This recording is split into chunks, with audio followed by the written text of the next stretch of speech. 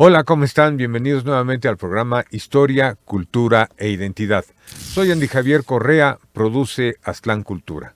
Y como es costumbre para conducir este programa, me acompaña, como siempre, Frida Urbina. Frida, hola, ¿cómo estás? Hola Andy, muy bien, gracias. ¿Y tú? Pues ya listos para este programa de hoy.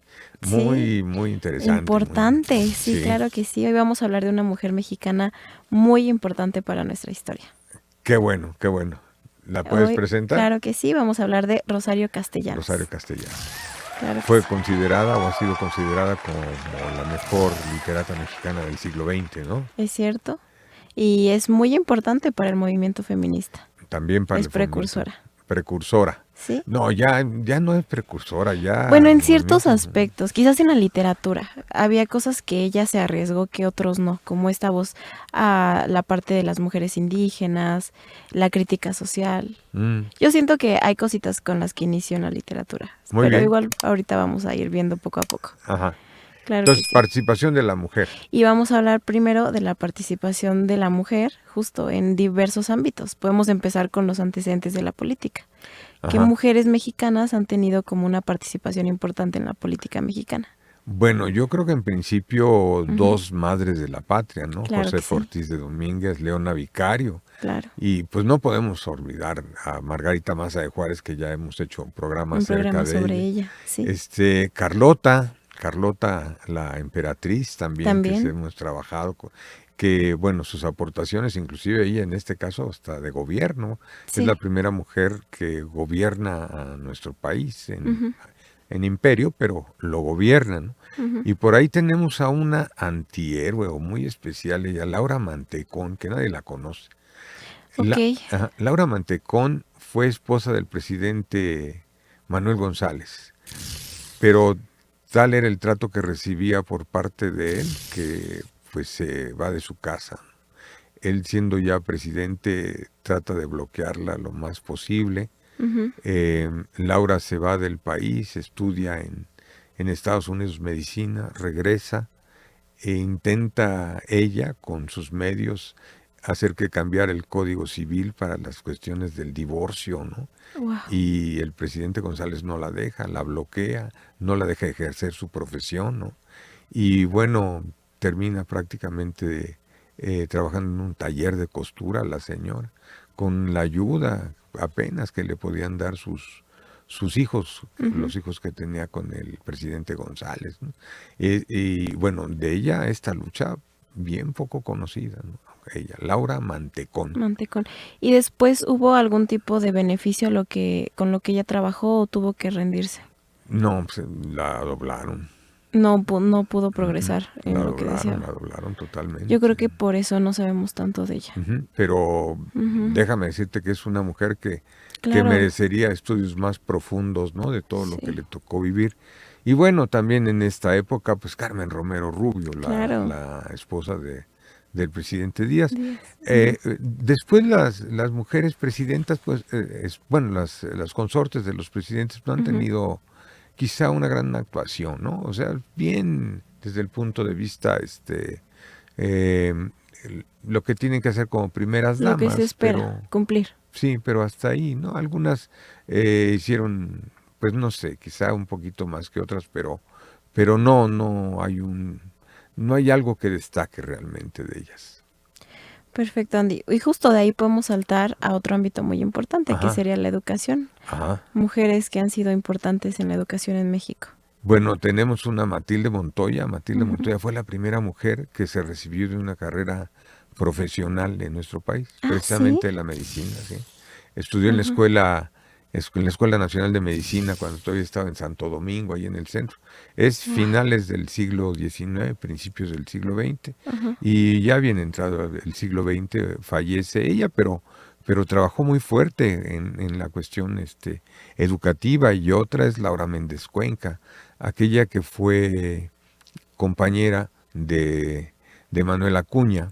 Ah, claro, sí, Ajá, es cierto. ella fue la que Ujú. tuvo al niño de Manuel Acuña, desgraciadamente el niño Sí. murió, pero ella después se dedicó a la educación totalmente. Inclusive el gobierno mexicano la manda a Estados Unidos a que conozca los métodos de estudio de los infantes, de los de kinder, pues, los preescolares ahora, ¿no? Que les dicen. Y va y reporta y hace una carrera muy interesante en la educación mexicana. Laura Méndez de Cuenca o Méndez Cuenca. Ella también era escritora. Era escritora, era Ajá, periodista y poeta. Y poeta, Ujú, es ujú. cierto. A veces en directas, ¿no? En educación, entre muchas otras, pero creo que estas son las que destacan un poco más. Y justo vemos que todos estos ámbitos pues son parte de la lucha feminista, pero Ujú. tenemos mujeres que son muy emblemáticas específicamente en esta área. Sí, claro. Ujú, Ahora, feministas específicamente, yo siento que hay dos que son muy interesantes. ujú, Una de ellas es María Arias Bernal, ¿no? Ella, jovencita, hacia la parte de la revolución, ¿no? ujú, Es la única que cuando asesinan al presidente Madero, pone una protesta directa, abierta en sociedad, ¿no? Y ujú. tan es así que cuando llega el general Obregón a la Ciudad de México después de haber derrotado a los huertistas, la conoce en un evento, el general Obregón se acerca a ella y le entrega su pistola porque dijo que era la única mujer, era la única persona, mujer, que se Ajá. había atrevido a levantar la voz por el asesinato de Madero y le da su pistola en Wow. público la señora, o sea, Ajá. Sí, sí, sí. era muy interesante y obviamente también su trabajo educativo.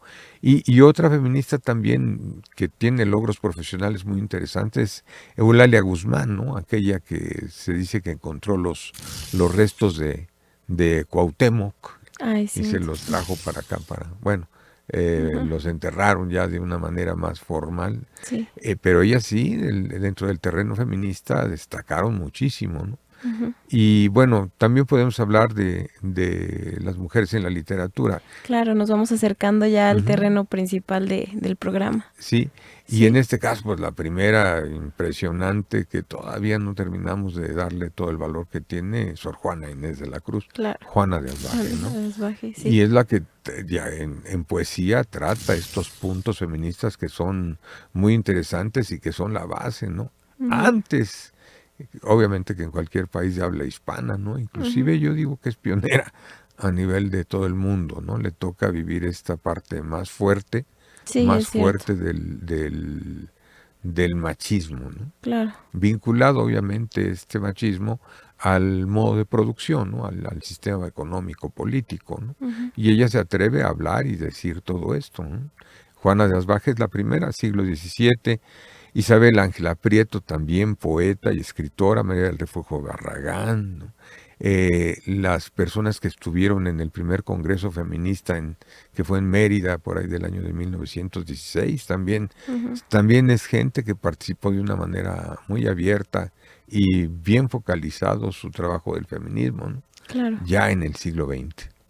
Y bueno, hacia esto, uno de los puntos importantes que se logra por todo este movimiento es que la mujer tenga derecho a voto Claro. en las elecciones, hasta el presidente.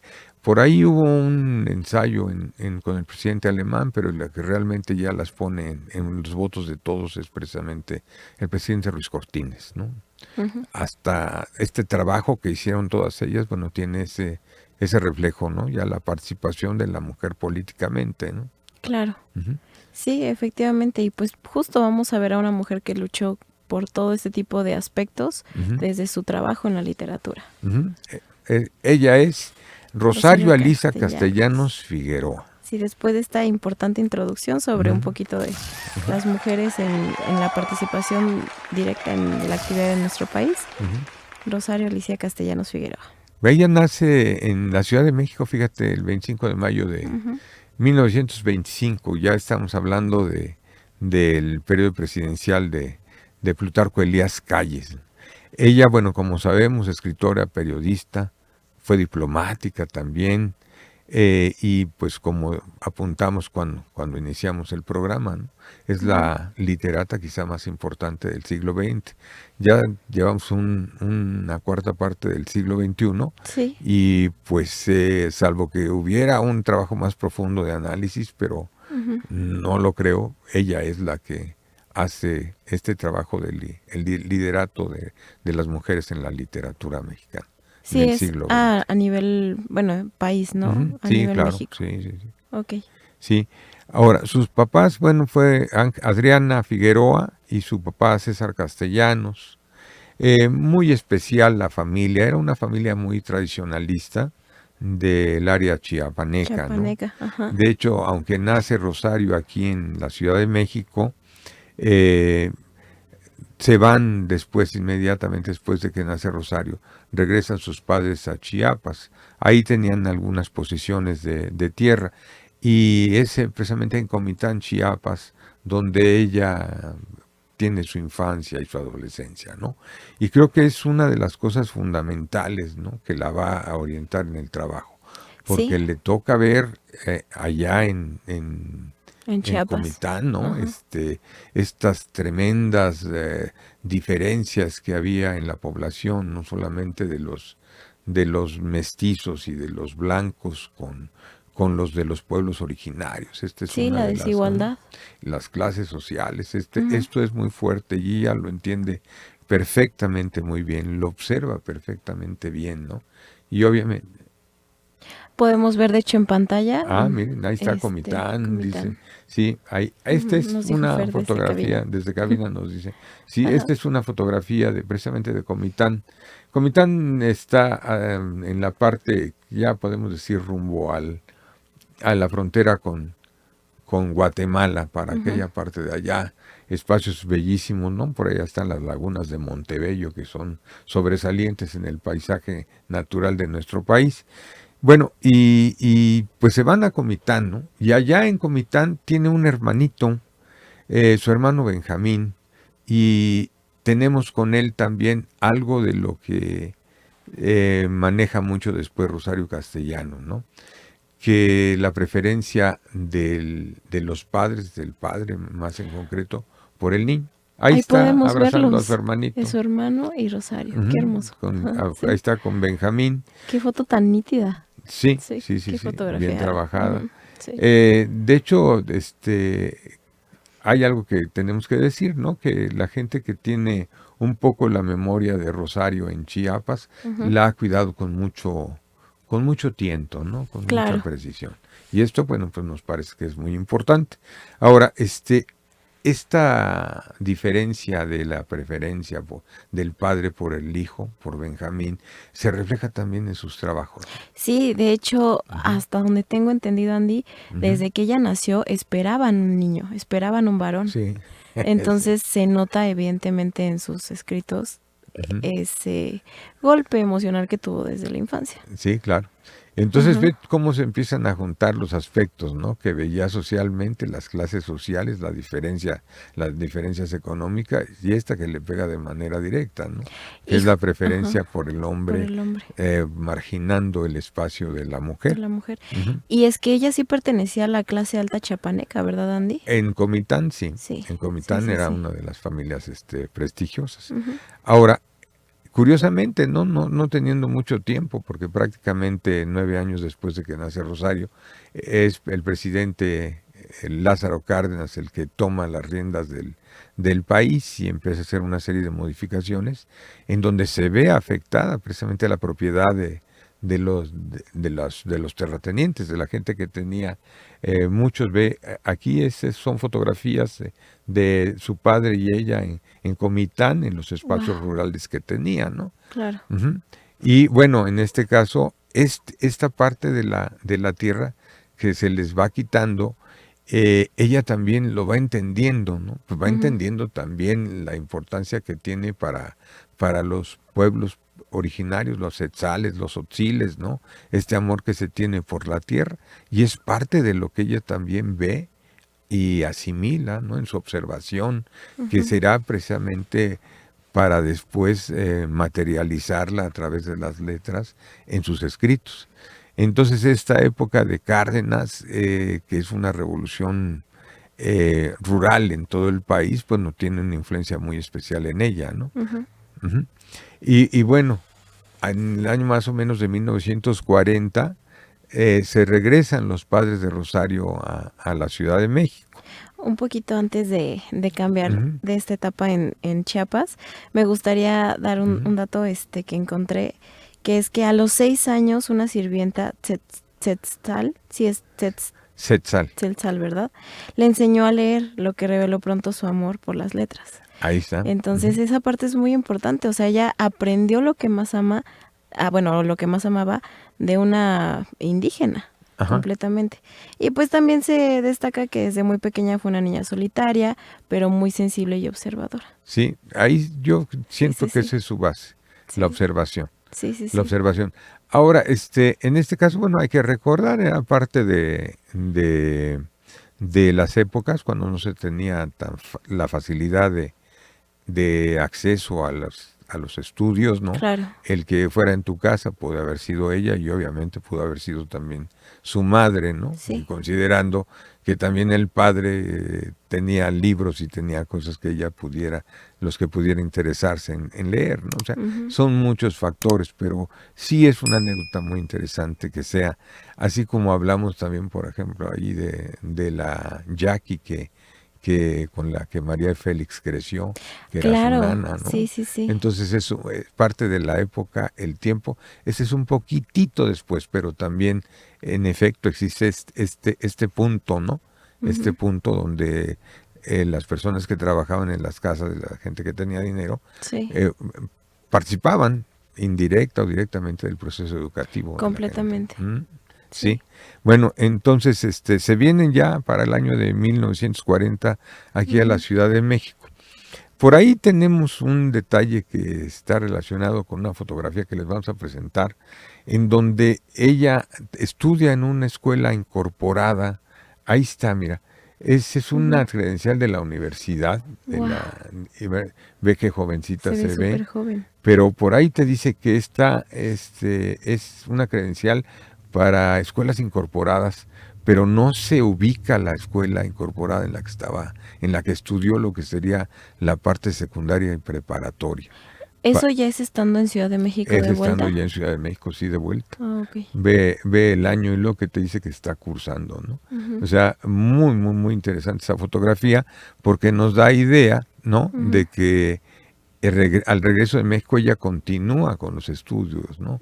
O sea, no para de estudiar y ahora con otra referencia, ¿no? Claro. Que es la visión de la educación en una ciudad a la que ella de manera normal veía en el campo. Claro, en el campo te educa hasta lo que respiras, ¿no? Claro, completamente. Total. Sí. Y bueno, más o menos ubicamos que ella ingresa a la Facultad de Filosofía y Letras de la UNAM por ahí del año de 1947. En aquel tiempo la Facultad de Filosofías estaba ahí en Avenida San Cosme. Hay una foto de su época de universitaria.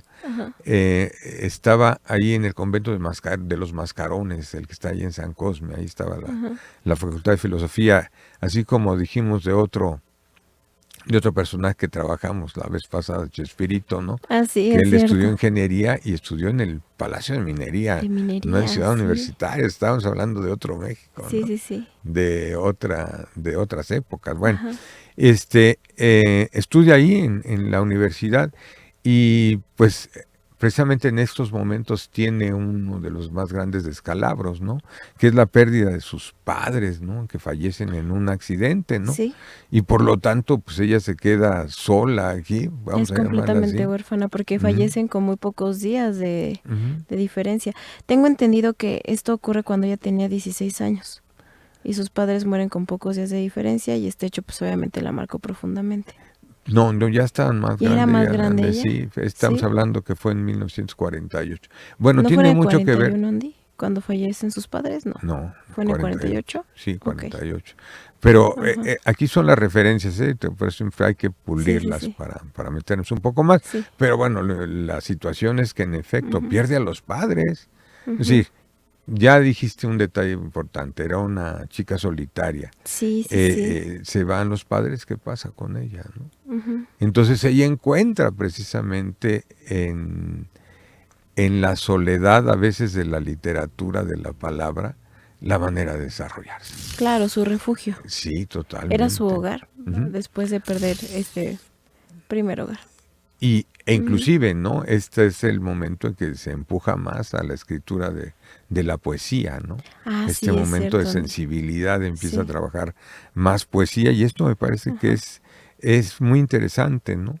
Esta necesidad de autoexpresión, ¿no? Claro. La convierte en una gran escritora e inmediatamente en Chiapas le dan este reconocimiento, ¿no? Todavía Ujú. teniendo más o menos unos 23, 24 años, ¿no? Y para 1948 ya publica La trayectoria de Polvo y Apuntes para una declaración de fe. O sea, estamos hablando de 23 años en que se le apoya, ¿no? Claro. Y sabemos, esto es mínimo. ¿En qué sentido digo que es mínimo?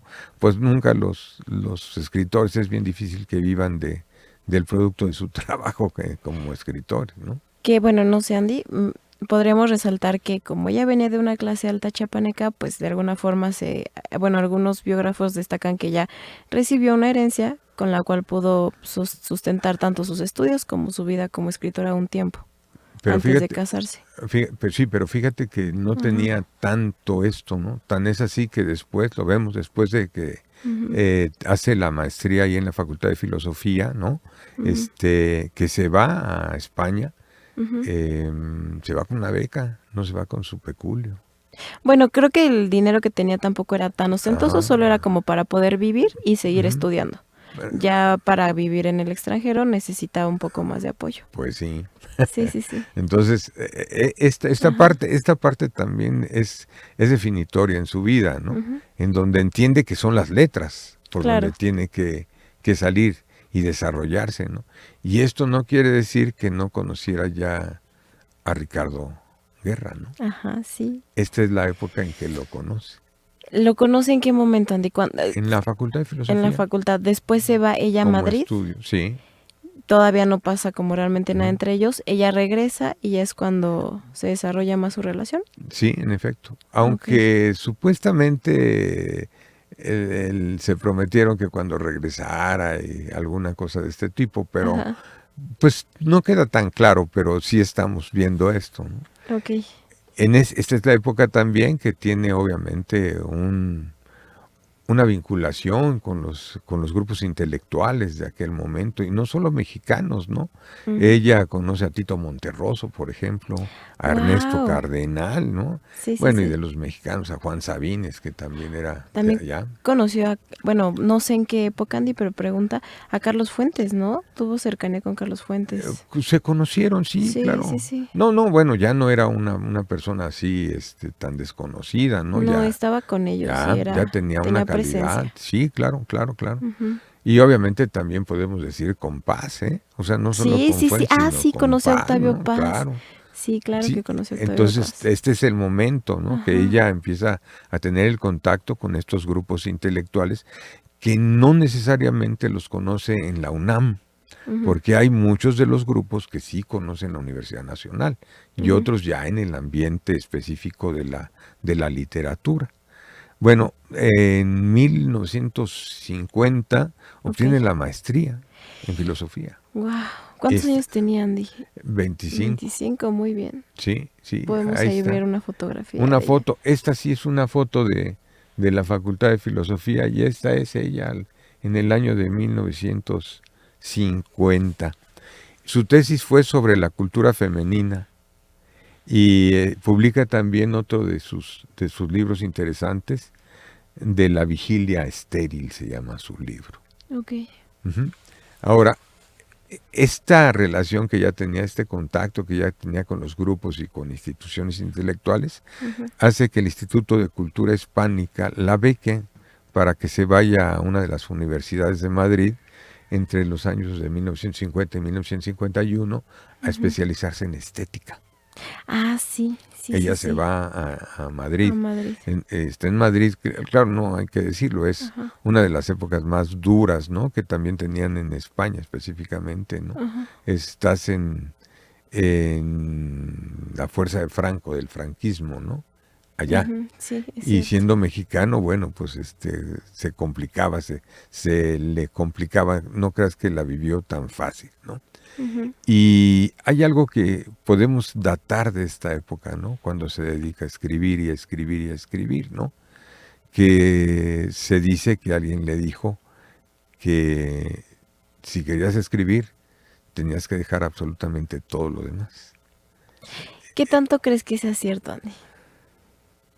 Pues yo creo que sí es importante un poco, ¿no? Sí, claro, pero todo lo demás, ¿qué es todo lo demás? ¿No? Es igual como los deportistas, ¿no? Cuando te dicen, Sí. ¿qué dejaste de hacer? Pues no fui a fiestas, no me salí con los cuates, no me desvelé, no.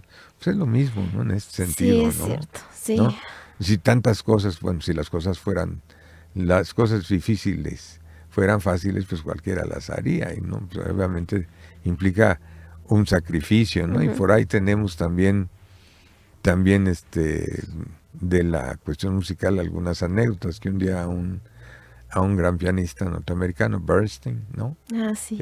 En uno de los conciertos, después de que termina, una señora le dice, maestro, toca usted como si ensayara 12 horas al día. Entonces dice, señora, es que ensayo 12 horas al día, ¿no? Entonces, eso es en el piano, pero también las letras es en las letras, hay que estar en las letras, ¿no? Sí, es cierto. No Muy te cierto. puedes mover mucho. Ahí están. Sí. Y bueno, regresa, ¿no? De esta experiencia en Europa, de conocer el ambiente europeo, las letras europeas y los criterios en boga en esto, a ser profesora en la Facultad de Filosofía y Letras, pero no solamente trabaja como profesora aquí en México, ¿no? Esta es una de las fotos. Sí, esa es una de las fotos más especiales de ella, ¿no?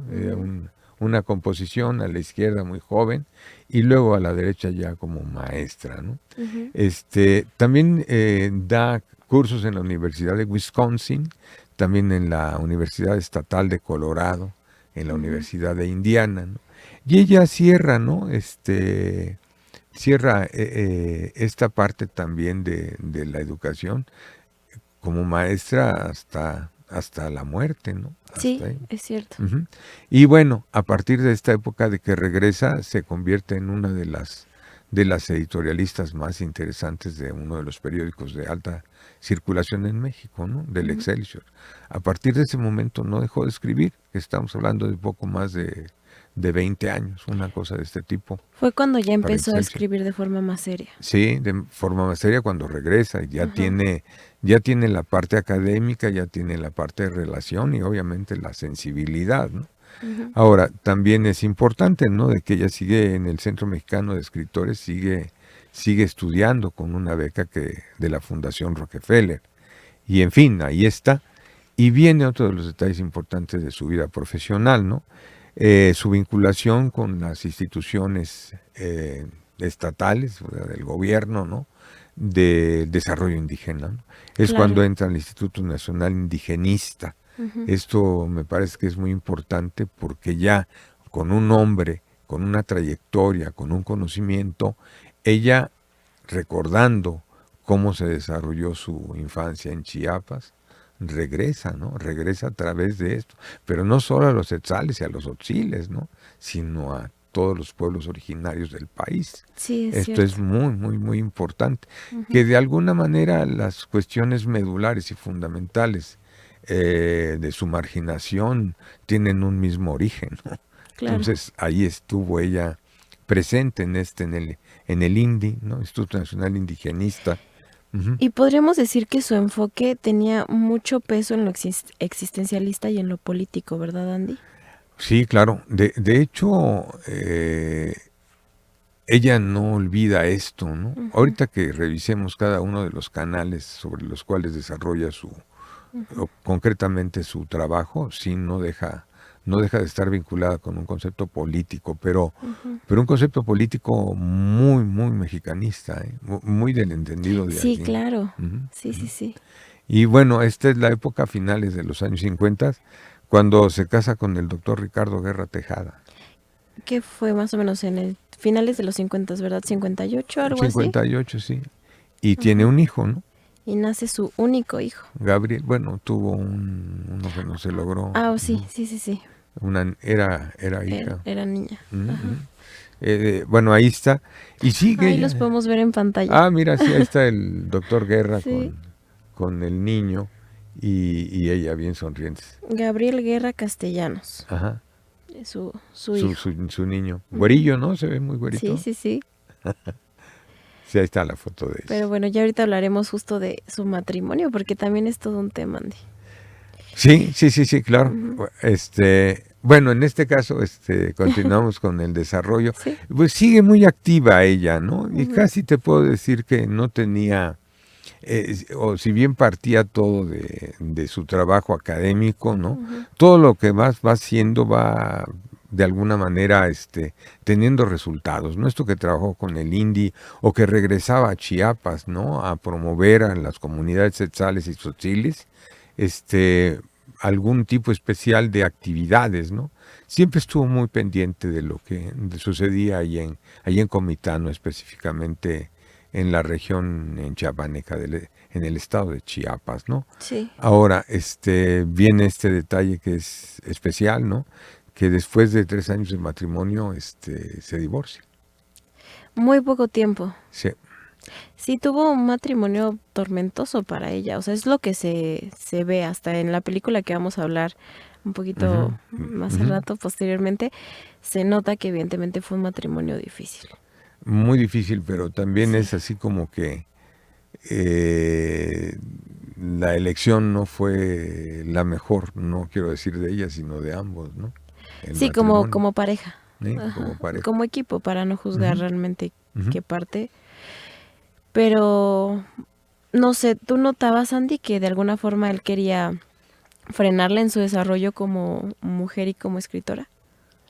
En principio, con la información que tenemos, obviamente Sí, sí. ¿verdad? Sí, o sea, él representaba de alguna forma todo por lo que ella estaba luchando. Ujú. Que dejaran de oprimir su esencia. Sí, claro. Y ella se sintió acorralada en muchos aspectos en su matrimonio, hasta donde sabemos. Sí, hasta donde sabemos, sí, fue así. Sí, Luego, al final, era una mujer muy brillante muy que, brillante. en este caso, el marido no entendió la brillantez de la esposa, ¿no? ¿O le molestó? No Le le mo- entendió mejor, Sí, ¿no? sí. Bueno, pues sí, porque a lo mejor es una declaración un poco ruda, Andy. Ujú. Sí, porque de alguna forma es lo que yo pensaba, como que a él no le gustaba verla brillar de esa manera, que es también Sí. la dinámica muy controversial que existe. Ya después en algún momento haremos un programa de ella con Elena Garro y la parte de Octavio Paz. Sí. Que Elena Garro también era una mujer y una escritora impresionante y que hubo evidentemente sus choques con Muy Octavio fuerte, Paz ¿no? muy fuertes, muy fuertes. Yo soy team Elena Garro, pero no Sí. quiero ser tan directa. Sí. Bueno, ella Sí, pone por ahí, hay sí. una frase que dice que delante de un hombre brillante va una mujer más brillante, una cosa así dijo Ah, Elena Garro, sí, ¿no? ¿verdad? Sí. Sí. No, es que qué mujer. Sí, Elena Garro. Sí. Pues es esta época Y que es la estamos hablando, es situación. esta, ¿no? Y justo porque aparte están en un ámbito muy similar, ¿no, Andy? O sea, él es profesor, Sí. ella también es profesora. Y empieza quizás a existir como un poquito esa lucha de egos, Sí. en donde quizás Rosario ni siquiera quería luchar, ella solo quería ser ella misma, pero con todo el peso social enfocado en la parte del varón, Ujú. pues fue cuando empezó el problema principal entre ellos. De hecho, parte de la obra que vamos a analizar ahorita, los puntos, es ese que estás diciendo. Sí. O sea, ¿en dónde estaba encasillada la mujer todavía en esta época, no? Claro. ¿Quién sí, tomaba claro. las decisiones de la mujer? Pues Sí, el hombre. el hombre. Y en Todavía este no caso, era la para el mujer. matrimonio, por eso no se despega, ¿no? Sí. Aunque por ahí le ponen que se sumaban las infidelidades de él en el matrimonio. Ah, claro, ¿no? también se sabe que de alguna forma él tenía estas fallas. Sí, Sí. yo lo vi alguna vez por ahí en la facultad. ¿En serio, Andy? Sí. O sea, ¿te lo encontraste? Bueno, era profesor de la facultad. Ujú. Okay. ¿Y a ella nunca la viste? No, A Rosario no. porque yo trabajé en la facultad haciendo el servicio social en el año de 1976, ya había muerto Ah, la claro, maestra. sí, porque aparte Rosario falleció muy joven, 49 años. 49 años, y Sí. no aquí, sino No, en Tel Aviv. Ujú, ahí Pero en ahorita Israel. llegamos Ahí justo a esa allá. parte. Sí. Sí. Bueno, total que pues no funciona la parte esta de su matrimonio, ¿no? Sí. Y pues pasa a la otra posición de la mujer divorciada, la mujer que que es vista de una manera ya totalmente diferente por la sociedad. Eso también es muy importante. Y otro detalle, Andy, si me permites, Castellanos enfrentó periodos de profunda depresión. Es algo que igual a veces no se menciona tanto. O sea, tuvo crisis existenciales fuertes y llegó a tener hospitalizaciones por trastornos emocionales. Entonces, algo que podemos mantener un poquito en la línea para que también se entienda con qué energía escribía lo que, sí, sus textos y todo, y que ella sí tuvo etapas depresivas. Y bueno, cómo la vida de alguna manera se reflejaba. O sea, claro, esos son los hechos de la vida que la llevaron a esos niveles, ¿no? Claro. Sí, o sea, ¿qué podemos decir que te lleva ahí? Pues una tremenda desilusión o un dar todo y no recibir nada, ¿no? Entonces, por ahí es donde estaba, yo creo, este proceso de depresión de ella. Sí. Sí, porque siempre se dijo, ¿no? Se dijo que ella le comentaba, ¿no? Yo estoy contigo, yo te apoyo, yo estoy, todos esos rollos, como para que este hombre le hiciera lo que ella sintió que le hizo. Claro. Y no solo con las infidelidades, ¿no? Sino que tomaba decisiones por ellas, inclusive hasta con el rector. En vez de que ella fuera a decir algo acerca del trabajo, su marido iba a decir, quiero que le hagas esto a Rosa. Ah, sí, Anne, pues, o sea, tomaban las decisiones por ella, ¿no? Sí, es cierto. Todo eso suma a sus procesos depresivos, ¿no? Sí, es cierto, Andy. Ahora, ella trabaja en la Dirección General de Información y Prensa de la Rectoría de la UNAM y continúa como profesora, ¿no? Ahora, antes de morir, después de ser la directora de Información y Prensa de la UNAM, ella va al Servicio Exterior Mexicano con una invitación. Ahí está la hermosísima fotografía de la Rectoría de la UNAM, ahí era donde trabajaba ella. Wow. Ella se va al Servicio Exterior Mexicano a Israel, a Tel Aviv, como embajadora. Esto me parece que es fundamental y la verdad fue una manera muy, muy especial de llevarla a otro tipo de ambiente con otro tipo de gente. Y para que ella siguiera haciendo lo que realmente sabía hacer y lo hacía muy bien. Pero estando allá no queda ahí solamente, ¿no? Ella era maestra de la Universidad Hebrea de Jerusalén. Wow. O sea, siguió trabajando en el ambiente académico. Ahí está la Universidad Hebrea de Jerusalén. Hasta allá llega ella, ¿no? Como diplomática, ¿no? Sí, sí, claro. Ahora vamos a platicar ahora sí de los ejes de su trabajo. ¿Te parece? Sí, claro que sí, Andy. Bueno, Sí. Uno de los primeros es que este compromiso que siempre tuvo con las letras y con las personas, lo que decías, ¿no? Este aspecto social. Sí. O sea, ella no solamente iba a la reflexión, ¿no? Sino hablaba de la importancia que tenía para la sociedad tener un nivel de conciencia, ¿no? Y para esto, pues, habla totalmente en su obra el papel de la mujer en la sociedad, ¿no? Claro. Porque de alguna manera ella sentía que se podía evolucionar, que se podía crecer, ¿no? Sí es una crítica sexista, obviamente, la que le hace al hombre, ¿no? Y ella misma se burla de eso en la crítica sexista, ¿no? Porque te ponen algunas lecciones de cocina, ¿no? Que era importante, ¿no? El saber callarse y el obedecer al marido era lo que, vamos a decirlo así, era lo importante de la época. Y ella rompe con estas ideas, ¿no? Tan específicas, tan concretas que había, ¿no? Sí, que no podían hablar y que tenían que obedecer, como si contratara una persona de servicio, era la mujer, ¿no? Para el hombre, ¿no? Claro. Y más en los espacios que le tocó ver, sobre todo en Chiapas, por ejemplo, ¿no? Esto queda.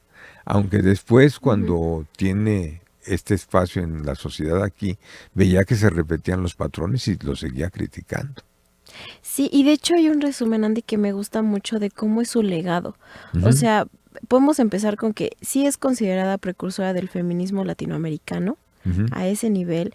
Reivindicó la voz de las mujeres intelectuales en México, que fue algo muy importante que ella marcó. Fue pionera en visibilizar la opresión de los pueblos indígenas desde una voz mestiza y crítica, que eso es muy importante. Ella era muy consciente de que no era una mujer indígena, pero desde su voz mestiza tenía un punto crítico para ver lo que estaba pasando con las mujeres en ese momento. Y toca algo que es fundamental, la discriminación. La discriminación, completamente, Andy.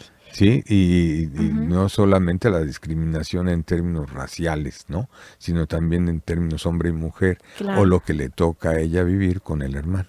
Hermano. Justamente. Y con todo esto justo se convierte en un símbolo de la literatura comprometida con la justicia social y el pensamiento crítico, que es lo que estamos ahorita desglosando. Y entonces ella también te decía, en la parte de sus clases, de su rollo en clase, ¿no? Que se tenía que abandonar, ¿no? A la posición inclusive que se tenía en las redondillas de Sor Juana, ¿no?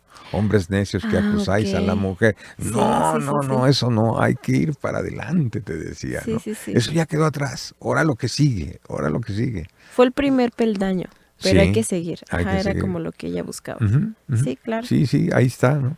Y bueno, otro de los aprendizajes que vemos y están plasmados en su obra, el amor y el desamor.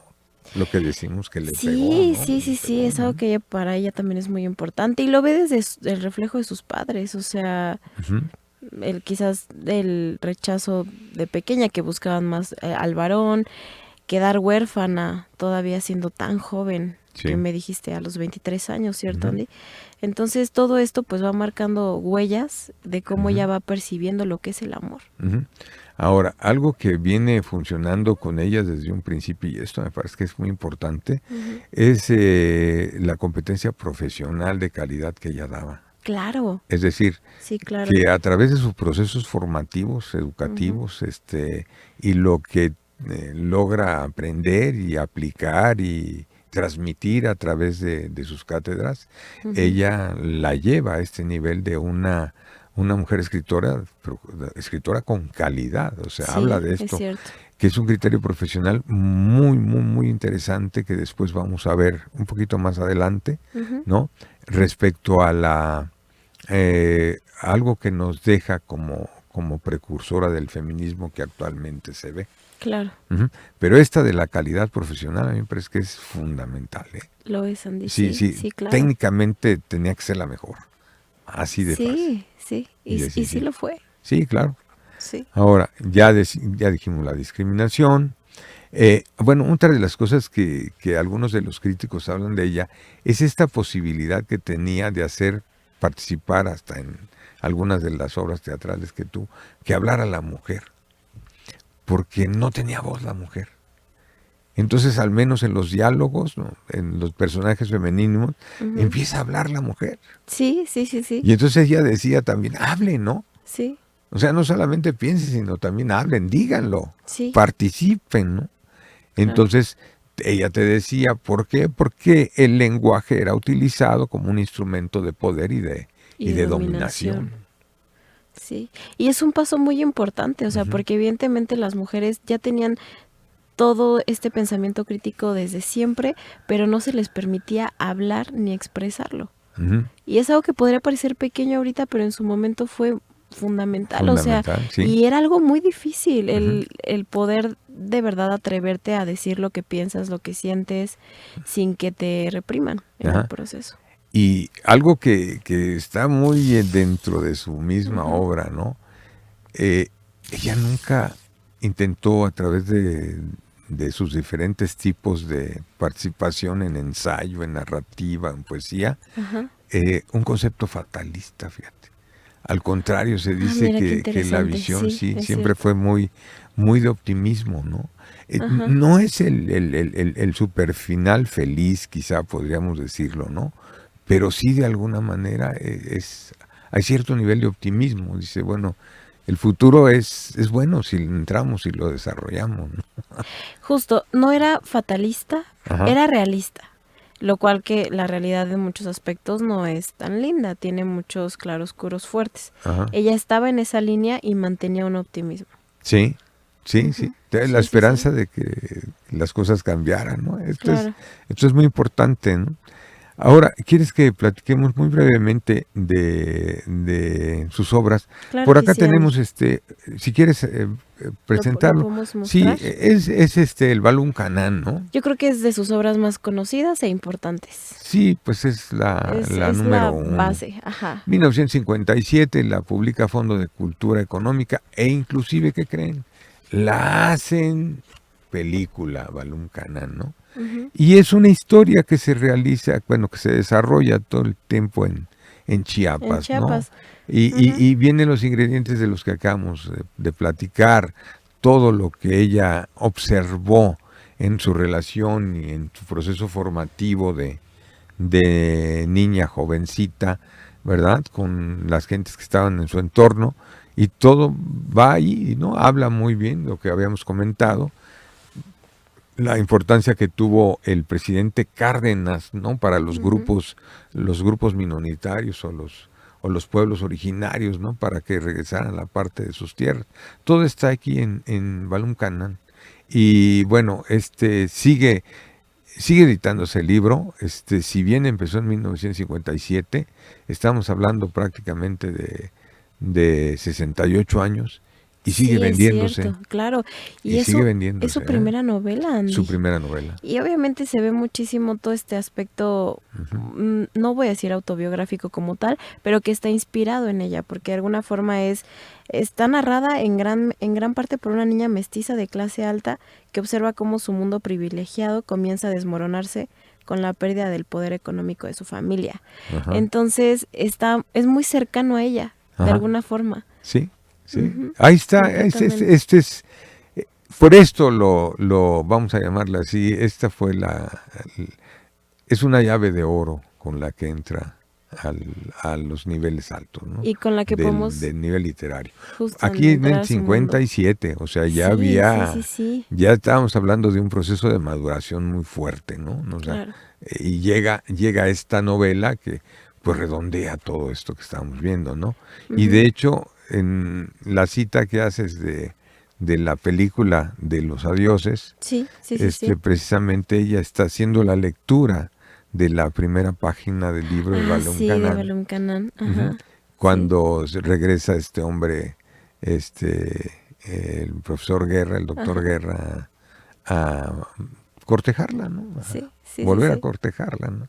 Es esta de Balún Canán, ¿no? Y pues sí, o sea, y justo tiene una crítica social seria al racismo estructural, Andy. Es algo muy importante que debemos de rescatar y pues ojalá. Sí, ya tenía todos los elementos ahí. Ya tenía toda la identidad como escritora desde su novela, su primera novela. Sí.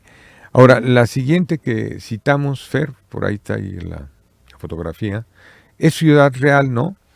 Que también es del año 1960 y se centra en una serie de relatos, ¿no?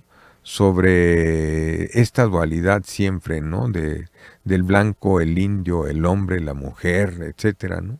Y te hablan algunos de sus críticos que en ellas se ve cómo se describe la alienación, ¿no? Que de alguna manera se hace sobre la gente, ¿no? Que estableciendo códigos severos de cortesía, el machismo, ¿no? Sí. Y otras formas estereotipadas, inclusive sexuales, la codicia, y sobre todo algo que me parece que es importante, las barreras lingüísticas, ¿no? Completamente. Y esta barrera lingüística que hoy día es tremenda ya, ¿eh? Sí. O sea, estamos viendo, no por decir, pero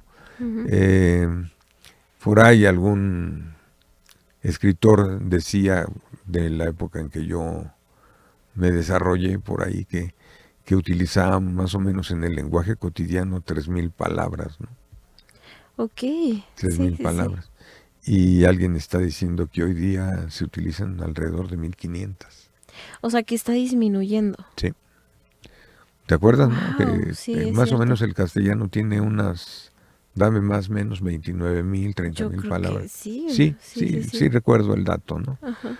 Y de estas, de la A a la G, son el 50%, y del H a la Z el otro 50%. Y si no, chéquenlo, ¿no? Así está dividido el diccionario de la Real Academia de la Lengua, ¿no? El primer volumen y el segundo volumen. Sí. Entonces, esto ya se convierte en algo que brinca, ¿no?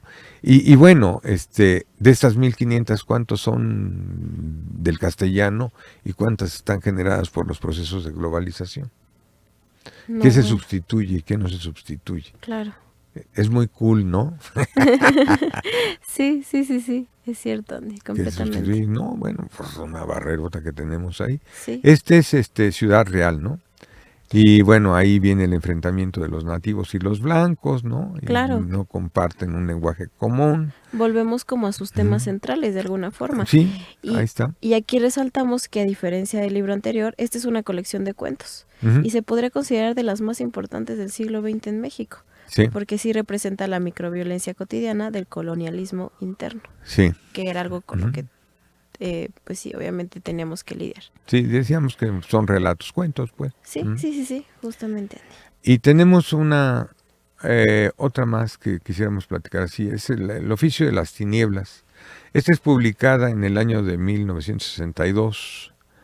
En este caso se habla de un levantamiento que hubo en Chiapas entre 1867 y 1870, llamado Guerra de Castas, como también lo hubo en la región de la península de Yucatán, ¿no? Entonces todo esto está alrededor de lo que pasó, lo que sucedió, ¿no? Uh-huh. El impacto que tuvo precisamente en la comunidad tzotzil, en la comunidad chamula, en el indio y en los ladinos, ¿no? Sí, es cierto. Es esta de Oficio de las Tinieblas, y también de su producción cuentista, esta que también tiene mucho peso, ¿no? Antes de pasar al siguiente, ¿me permites comentar algo? Uh-huh. Muchos la consideran su obra maestra narrativa, porque tiene un poquito más de densidad histórica y tiene más profundidad simbólica. Igual ella ya había trabajado Balum Canán, ya había evolucionado en varios aspectos, un poquito más, y su valentía le trata del horror estructural de la dominación racial. Sí. Entonces se considera para algunos críticos pues prácticamente su obra maestra narrativa. En narrativa de carácter histórico. Ajá, ¿no? Sí, por la densidad. Quizá. Sí. Ahí dejamos a los críticos que al final lo que platicamos y que puede la gente más o menos ubicar es precisamente el tipo de personaje tan grande que estamos enfrentando en este momento, que estamos presentando en este momento, ¿no? Claro que sí, Andy. Y bueno, vamos más o menos para ir cerrando. Álbum de familia, que también está tremendo, ¿no? Porque aquí hay un par de detalles que pudiéramos nosotros en este momento hablar, porque adiciona a todo lo que habíamos hablado, a todos los elementos anteriores, nuevos elementos, ¿no? Como son la homosexualidad y el feminismo como práctica política. Claro. Aparecen precisamente en Álbum de familia, ¿no? Sí, es cierto. O sea que esta ya es como una de sus obras finales, pero de alguna manera ya tocaba, ya veía, ya sentía que se acercaba, ¿no? Este punto desde la manera en que ella observaba la parte de la sociedad, ¿no? Sí, es cierto. Y que hoy día vemos que están en otro nivel, están planteados ya en la propia vida de la sociedad en otro nivel, tanto la homosexualidad como la lucha política de la mujer, ¿no? Y que de ahí sí uno puede sacar muchos elementos, ¿no? Claro. Y volvemos a ver justo cómo ella amplía esta lucha por las minorías. Sí. Y por los sectores vulnerables. Sí. Pero fíjate, ¿no? Estás hablando que lo escribió ya casi en los años 70, hace más o menos unos 50, 55 años, ¿no? Sí. Pero ya veía lo que se venía, ¿no? En estos temas sociales que hoy día son ya muy del común, ¿no? Del mexicano, ¿no? O y de aún nuestra así, sociedad. Todavía hay mucho por hacer, todavía sigue siendo una lucha constante en varios aspectos. Sí, claro. Sí. Pues esto es parte de lo que podemos hablar de ella. Vamos a hablar de sus premios y sus reconocimientos, ¿no? En 1958 recibió el premio Chiapas por Balum Canán. En 60 el premio Javier Villaurrutia por Ciudad Real. Entre otros galardones están el premio Sor Juana Inés de la Cruz en 62, el premio Carlos Trullet de Letras en 67 y el premio Elías Suarazki de Letras en 1972. Fue el último así de los grandes que recibió.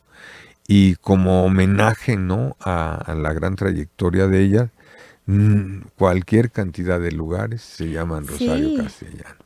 Desde museos, centros culturales, parques, bibliotecas, uno de los jardines de la facultad se llama así. También se llama Rosario Castellanos. Sí, es cierto.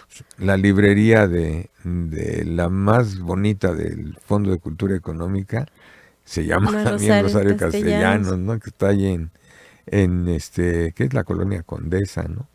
Hay institutos de estudios superiores que se llaman Rosario Castellanos, ya decíamos bibliotecas, y cerramos diciendo de que apenas hace 4 años el Senado de la República creó un premio al mérito literario que se llama Rosario Castellanos. Sí, es completamente cierto. Ajá. Pues ahí está, ¿no? Una vuelta por todo el trabajo y la vida de Rosario Castellanos, bueno, hasta donde pudimos llevarlo así, ¿no? Hay un tema importante igual, Andy, su muerte. No hablamos un poquito de su muerte, porque es muy trágica. Es muy, muy, muy trágica. Ajá. Cuando yo me enteré por primera vez cómo es que ella falleció, fue como, wow, fue un accidente. Sí, de hecho, ahí podemos se dice ver justo que murió electrocutada ahí en Tel Aviv. Electrocutada en Tel Aviv. Estaba en una tina, estaba bañando y se cayó un instrumento electrónico y pues obviamente sí, porque se electrocutó. Sí. Dicen que no sé si estaba como cambiando una bombilla o fue algo que estaba un accidente, pues podemos decirlo absurdo. Entonces, para nosotros es decir, cuidado con eso, ¿no? Cuando cambien, que no estén sobre superficies mojadas ni nada, ¿no? Sí, fue una descarga parte de la eléctrica. Seguridad. Sí. No fue un suicidio, ¿no? Con mucha gente. Eso es importante, Andy, porque justo mucha gente está como a lo mejor fue un suicidio, a lo mejor fue un accidente, por todo el antecedente de la depresión y todo lo que ella tenía. Y aquí hay algo muy interesante que me gustaría rescatar, Andy. De alguna forma, deja huérfano a su hijo y él no estaba con ella en Tel Aviv, él estaba aquí en México con su papá. Sí. Y lo deja huérfano de madre muy pequeño.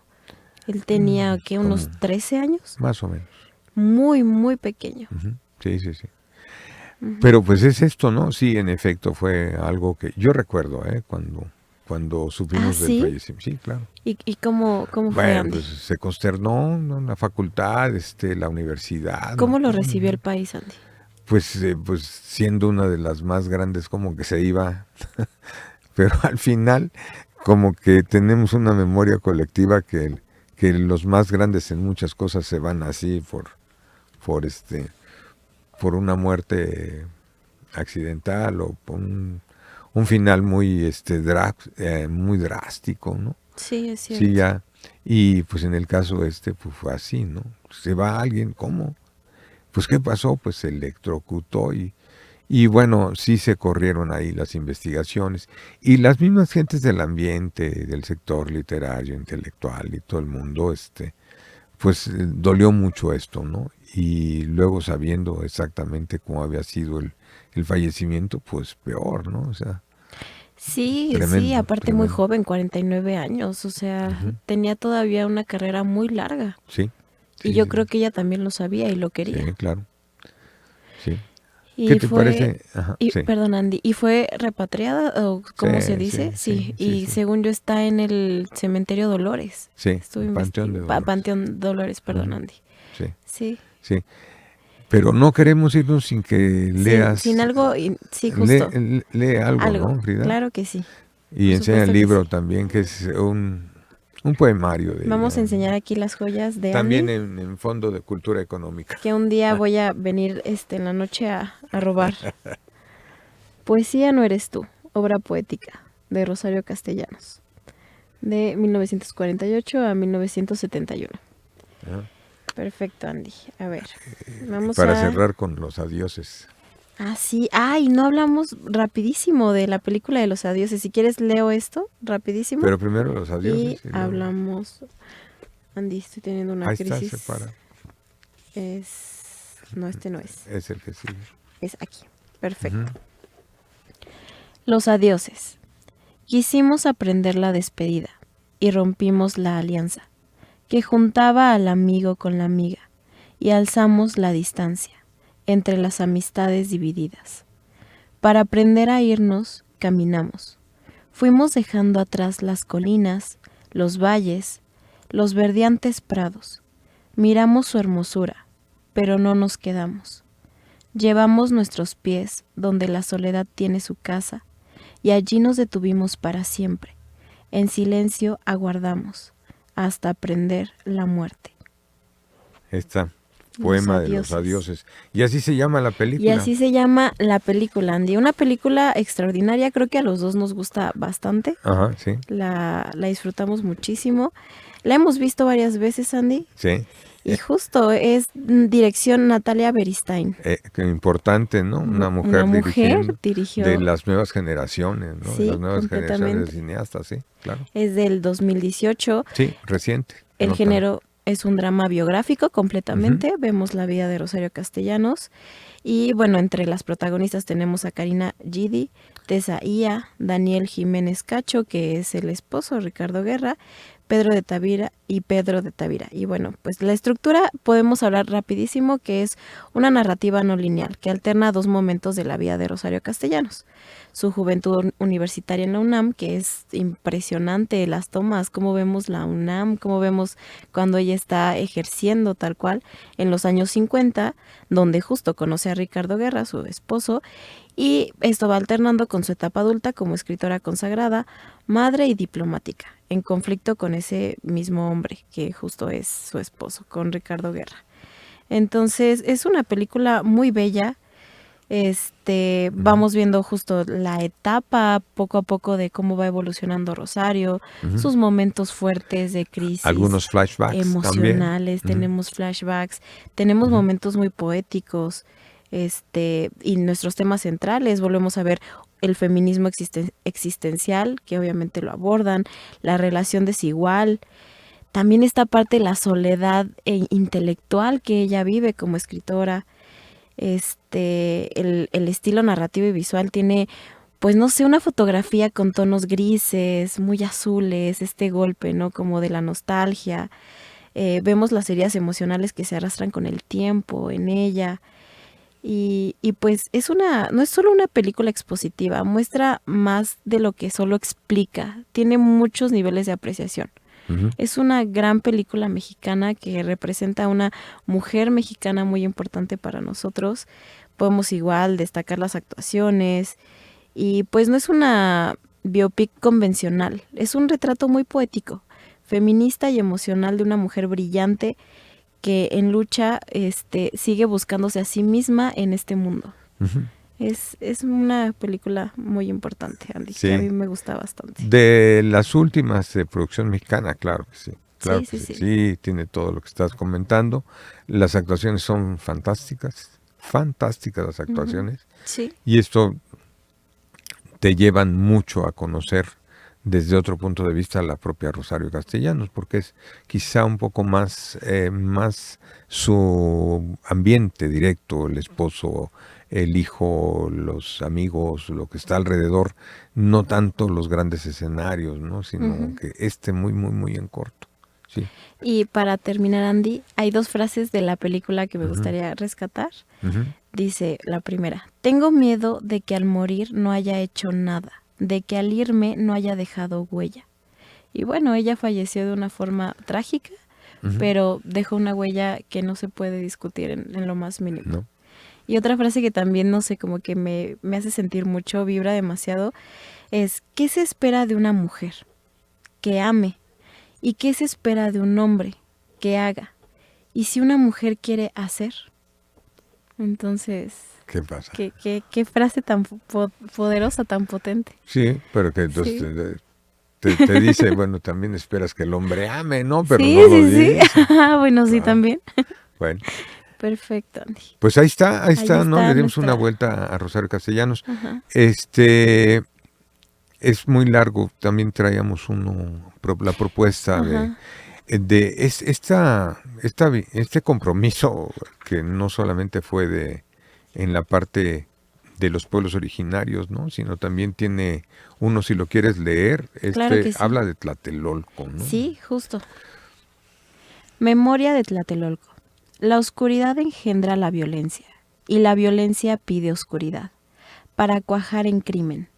Por eso el 2 de octubre aguardó hasta la noche, para que nadie viera la mano que empuñaba el arma, sino solo su efecto de relámpago. Y esa luz, breve y lívida, ¿quién? ¿Quién es el que mata? ¿Quiénes los que agonizan, los que mueren, los que huyen sin zapatos, los que van a caer al pozo de una cárcel, los que se pudren en el hospital, los que se quedan mudos para siempre de espanto? ¿Quién? ¿Quiénes? Nadie. Al día siguiente, nadie. La plaza amaneció barrida. Los periódicos dieron como noticia principal el estado del tiempo. Y en la televisión, en la radio, en el cine, no hubo ningún cambio de programa, ningún anuncio intercalado, ni un minuto de silencio en el banquete. Pues prosiguió el banquete. ¿Continúa, Andy? Ya vas a terminar, sí. Viene la parte culminante del... No busques lo que no hay, huellas, cadáveres, que todo se le ha dado como ofrenda a una diosa, a la devoradora de excrementos. No hurgues en los archivos, pues nada consta en actas. Ay, la violencia pide oscuridad, porque la oscuridad engendra el sueño, y podemos dormir soñando que soñamos. Mas he aquí que toco una llaga, es mi memoria, duele, luego es verdad, sangra con sangre, y si la llamo mía, traiciono a todos. Recuerdo, recordamos, esta es nuestra manera de ayudar a que amanezca, sobre tantas conciencias mancilladas, sobre un texto iracundo, sobre una reja abierta, sobre el rostro amparado tras la máscara. Recuerdo, recordemos, hasta que la justicia se siente entre nosotros. ¿Qué tal? Bellísimo poema, Andy.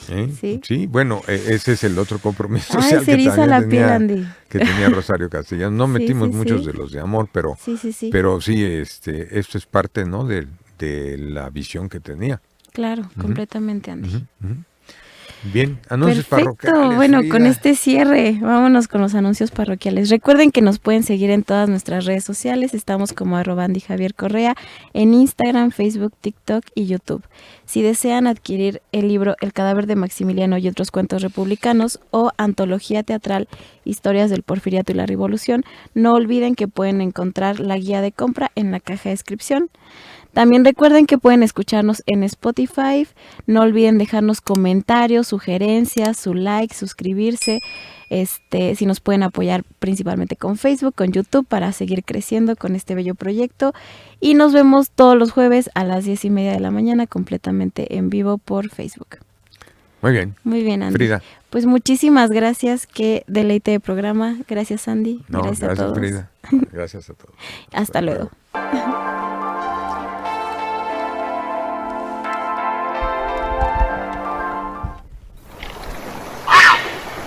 Ay, me encantó, Andy.